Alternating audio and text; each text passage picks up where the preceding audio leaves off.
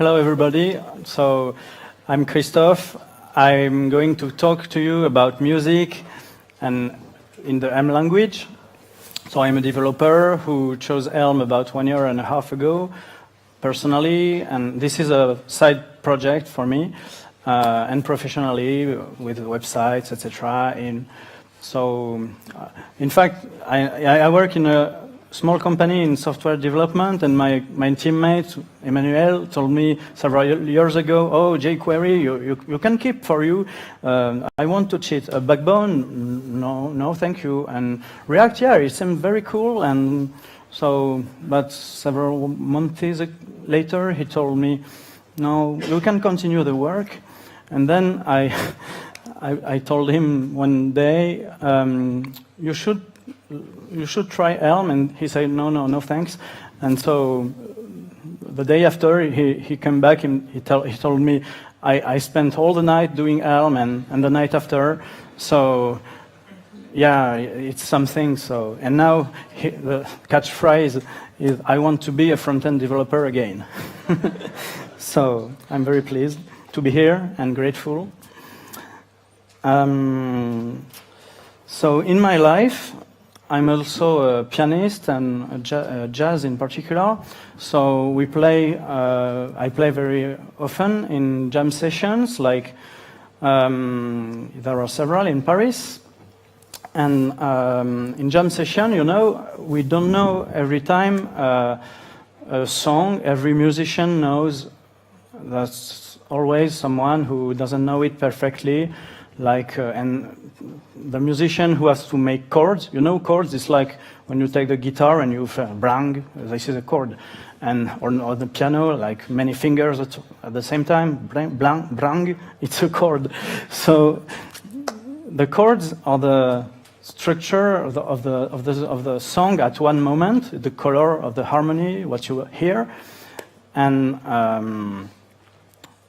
the chart, because I'm going to talk about charts. The charts is like a table in itself, it says what chords to play at what time. And it's a synchronization tool for the musicians to play the same thing together. So I wanted to create, as a developer, the project called Open Chords Charts, which aims to be a free software and open data database of chords charts. So I'm going to talk in the first part of the talk about the basic knowledge you need to know in music to understand the code. And so that would be the second part of the talk, how to code it in Elm. And then, as a bonus, I'll show you some text serializations, text format, like Markdown, to store the chord chart and communicate with it between humans. So what's a song? Basically, it's if we put aside every emotional stuff and interpretation, it's melody and chords. This is the same model for blues, jazz, folk music. It's not. The chord chart is not a score. Many people know the music scores. The music scores store notes. It's a very low level, in fact. Perhaps anyone has already seen this kind of diagrams called guitar tabs. So tabs are a diagram to tell the guitarist where to put in fingers on the fret, and above the diagram, in general, you have chord names like D, small m, G7. So I'll explain that. It's perfectly normal if you're not very comfortable with the terms. So this is not a chord chart either. So what's a chord chart? A chord chart is that. So like I said, a table, you have a title. So this is All of Me, a jazz song. Lines, rows are the parts. So there is part A for the first row, part B. There are sometimes repeated parts, so you have only dashes on the line to lighten the reading. And some cells all alone are repeated bars. that means that you have to play what's just on the left. So it reads like a book from like this, and top to bottom and left to right. So that's the basic. Oh yes, and the most important thing is the key. The key gives the most important note of the song overall. So in general, it's the first note and the last note, but that's oversimplified, but that's really the main information we use when we play a song.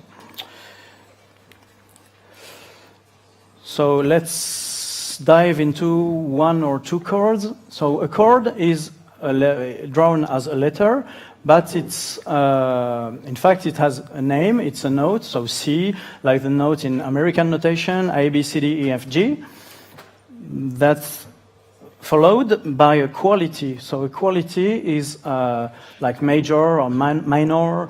There are several of them.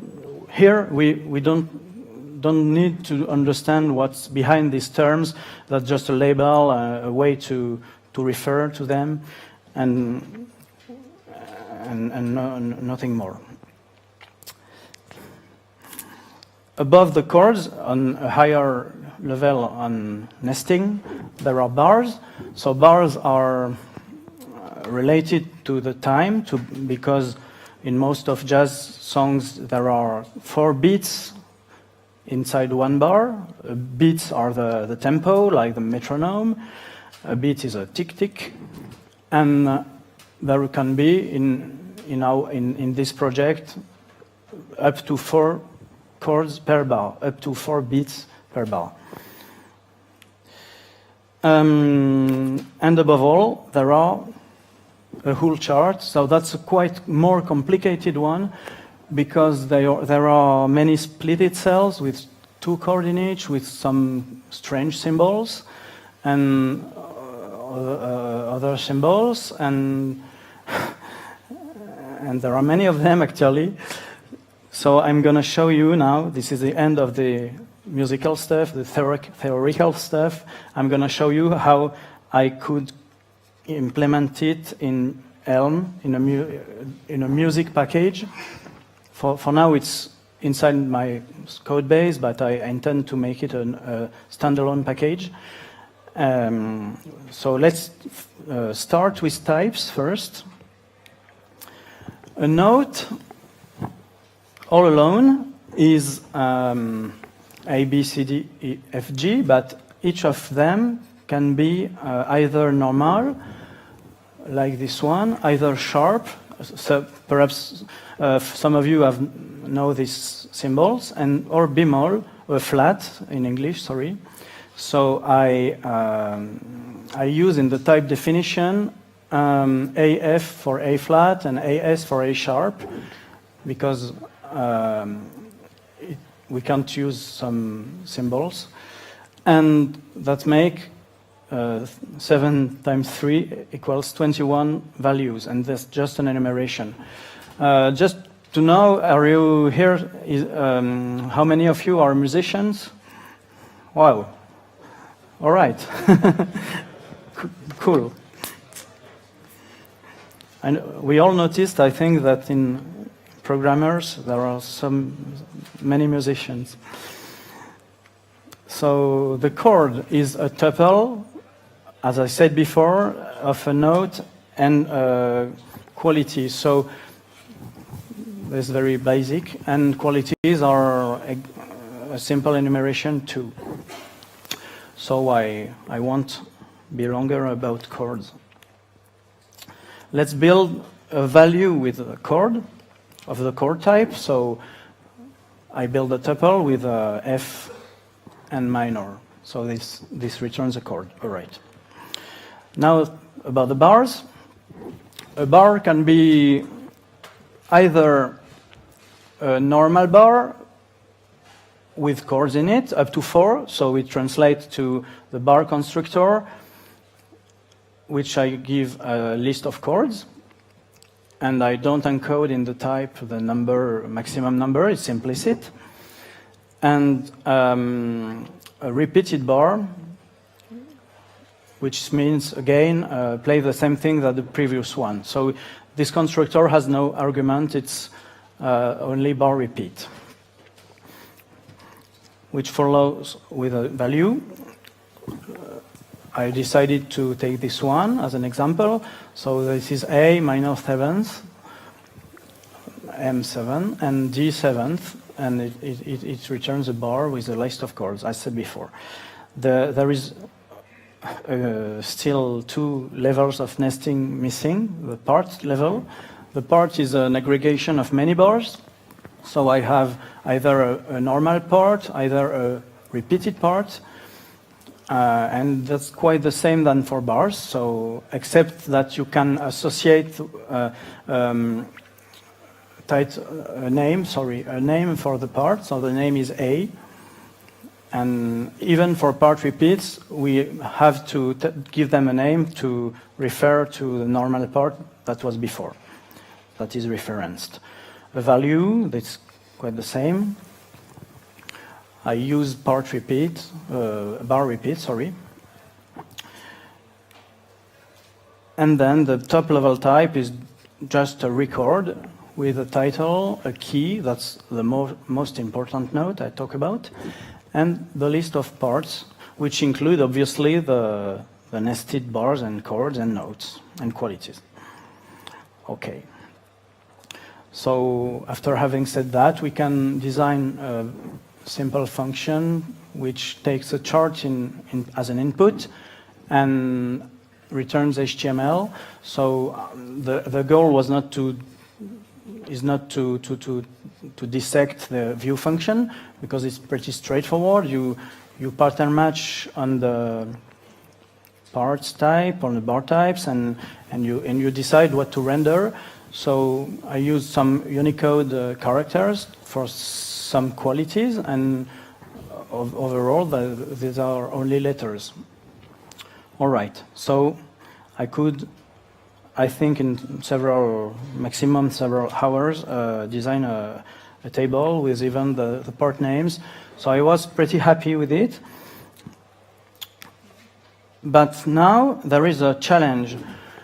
What about when you are in the jam session, some singer or guitarist tells you, no, I can't play it in this key because you have all of me in C, but I play it in G or in E for guitarist, or I don't know. So you're like that. How my God, how am I going to do? Because in your head it's complex. So obviously, when you have all this data, you can write a function to do the work. So let me introduce the concept. The word is transpose. So we transpose a chord. We transform it lower or higher, and this is cyclical transformation, because when you have A, B, C, D, E, F, G, you turn back on A, but on the A which is higher in pitch. So transpose C of one step is D, and transpose G of one is A. Turn to the first value.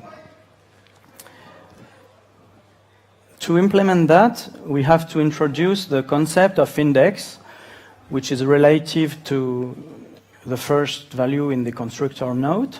This kind of arbitrary, because I declared the A as a first node, so the A is the index 0. C is 3, because I have to cope with to deal with the flat and sharp notes. So C is 3 because there is A sharp, B, C, so 3. And so 2 index G gives 10. And then from index is the reverse operation. So you take an index in integers and you turn back a node. Pretty straightforward. And we can immediately write the transpose node function, which takes an interval, so this integer, how much I want to raise or lower, and transform it into an index, add the interval, and turn back to a node. Then we apply this transformation to all the nested levels of all the nested parts. So basically, recomputing a whole chart, transposing a whole chart, is applying this transformation from the top to bottom, with starting by parts. So I put it in the other way. So to transpose a part, you have to map a function. So I implemented some map functions which run only on bars, which for parts apply transpose bar, which is the function above, and this one applies transpose chord, and the chord keeps the same quality. It pattern matches the tuple, it keeps the quality, it builds a new tuple with a new note using the transformation on the previous slide.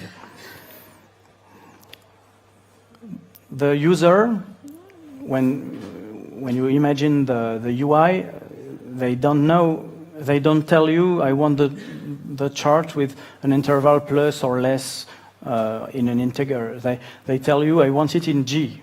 All right, so to determine the interval, this is a function which takes 2 C and G and subtract literally the G to C, but on the integer corresponding values. And there is a modulo because of the cyclical stuff. So the interval between C and G would be 7. And the top-level transpose function takes the new key, so the G, the original chart, and returns a new chart with a new key, with an update record syntax, setting the new parts being defined in mapping the parts with transpose parts, and the interval being returned by the function. So that's a wrap-up of everything. Now I can do a small demo. So here is the rendering. There is a select menu. Perhaps it's quite small. So if I chose any key, I'll have my chords transposed, and every chord changed, and not the repeated bars, of course. Sorry, it's difficult. So one of the main features is to turn a part into a repeated bars. I'm using the Elm architecture pattern to update the chart. I define many other functions to update the data structure and changing the chord kinds. I can add a chord in the bar, so it's turns the cell is splitted. I can change every chord in this bar. All right, and I can save. And for now, there is not a backend or such, but the aim is to do one. All right. And as a bonus, I said I designed. What I found important was that expressing the charts in Elm was okay, but quite verbose and not readable from a music player point of view in live. So as an experiment, I said, what about designing a serialization format in plain text inspired by Markdown and YAML to store the title, the key as YAML values, and then the chords and the parts in plain text. So I like the approach to start from real-world examples and take small images by the way, images are extracted from books I use in jam session already, so that there were real charts. So I take a very simple example. So the C obviously is a C. A repeated pattern is a dash. 2 chords in the bar, why not add a slash and do like this? a part was not use the equal sign and the name of the part followed by all the chords and the repeated bars, and the whole chart will be like that. So that I can read it on stage in a jam session. I'm not obliged to have my HTML rendering. That's better, but that's readable. So to implement this, the chart to string was just pattern matching. So I just put a function on the bar level, but there are several ones on each level from chart to part, bars, and chords. So the pattern matching allows me to not to forget any kind of bar. I couldn't forget the part repeat again. That's a very good, strong security. So and in the other direction, starting from a string and yielding a chart value, I used the Elm tools parser, which is kind of same philosophy than writing a JSON decoder. I declare what I want and what kind of stuff I want to parse, and the parser is purely declarative in a type-safe way. And I won't dive into it.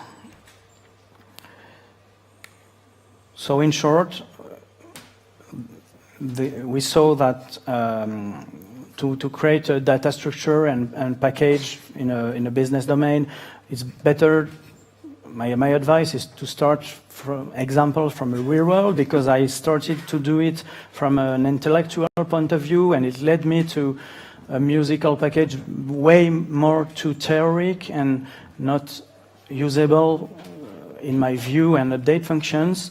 That's really by starting by designing an editor that the chart type emerged. Then I solved indeed an actual problem for me. There are more to be solved, of course. And I preferred, I don't know if it's the case for everybody, to start from the types and then write the functions. All right. So thank you for listening. At the conclusion, I would say, I will repeat that Elm is awesome to model a business domain like this one, like music. I could refactor my code several times. For example, the chords were not a tuple from the beginning; they were a normal type. So I could change it in half an hour everywhere. The compiler told me you have to change this, etc., and this worked obviously very quickly. The URL is just here, so you can. Everything is free software, and I would be happy, since there are several musicians, to create a community of Elm developers / musicians together. All right. Thanks again. If you have some questions, I'll be happy to.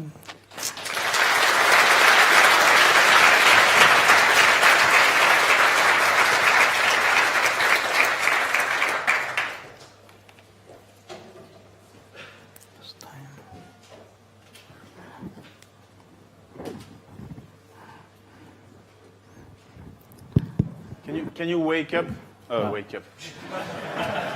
Can you stand up, please, if you want to ask questions? Everybody? Okay. Yeah, please stay up. Attends.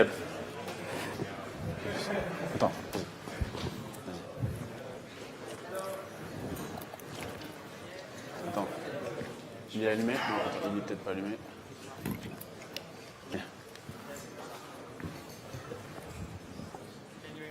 No.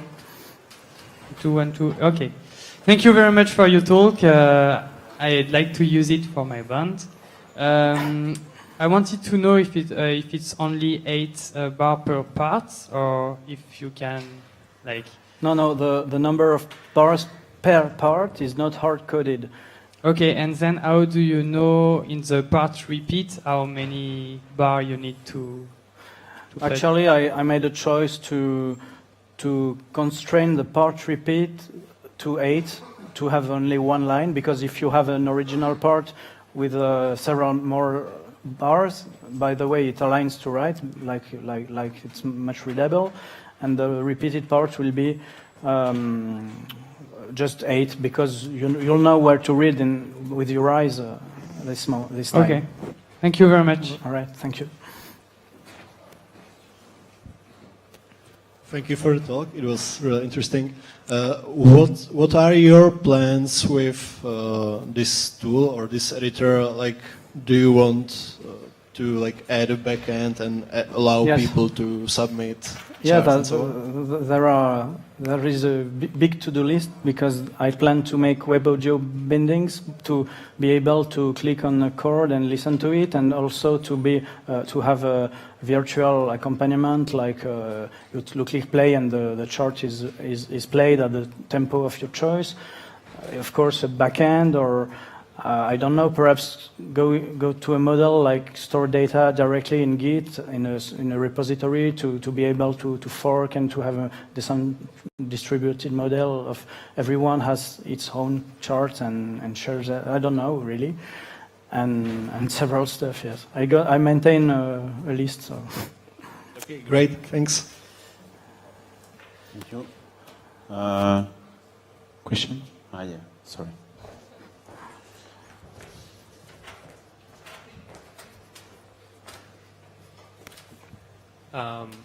About the question of repeating bar, could you look up how many were in that one and then show the same amount? No, I don't understand. About the question of like a repeated bar, Yes. you know from the other bar how long it is, so you could look up. Yes. And so I could reproduce the same number of bars. Yeah. But it's kind of garbage. Okay. It takes it takes 2 lines, and it doesn't bring any value when you read it. The other thing I was curious about is, have you thought about using random generators to not just generate the tone for each one, but sort of generate rhythms and play within that chord? Yeah, I didn't try, but I would love, yes. That's a very good option. So per session. Wow. This is maybe a bit of a silly question, but what I thought was missing was a break. Don't the musicians ever pause? You mean a break in music? Yeah, like you have the repeated bar, but you have the break too. Yes, I didn't implement all of the pattern. In fact, I maintain a grammar file like this. It's very quick. No, it's not quick. But I have all the links, and then. So this is the grammar. So I made several screenshots and of all the patterns I could cover, and this one, for example, was now talked about, and this is the break. So with the slashes. So yes, we could. Oh, cool. Okay. We could design a render. Yeah. Okay. Thanks. Okay.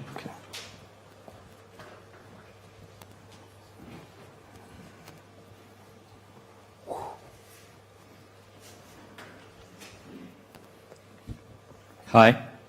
I have a question about the transposition. I know that the mathematics of the notes itself is more complex than just some steps up or down, because depending on the key, you should use A sharp or B flat. And did you do something with this mathematics, or is it just transposing without regards to transforming sharps to flats, etc.? Yes, that's correct. I think you refer to what you were referring to is enharmonics, And so, yes, the current implementation is too crappy for this kind of stuff, but it's feasible because it's quite recently that I switched to an enumerated type for nodes. Before I coded them as an integer, and that's I completely forgot to talk about it, by the way, that the integer can't let you to code the fact that two nodes have different names but the same sound. And then now that it's an enumerated type, it's possible, and I can implement this kind of stuff. Okay. I have a question. What is your plans? What are your plans? I have no plans. My only wish would be to create a community to design the project, because I'm not sure now it solves a real need. It corresponds to any need. It's my need, and I would like it to be the product of many needs. All right. That's awesome.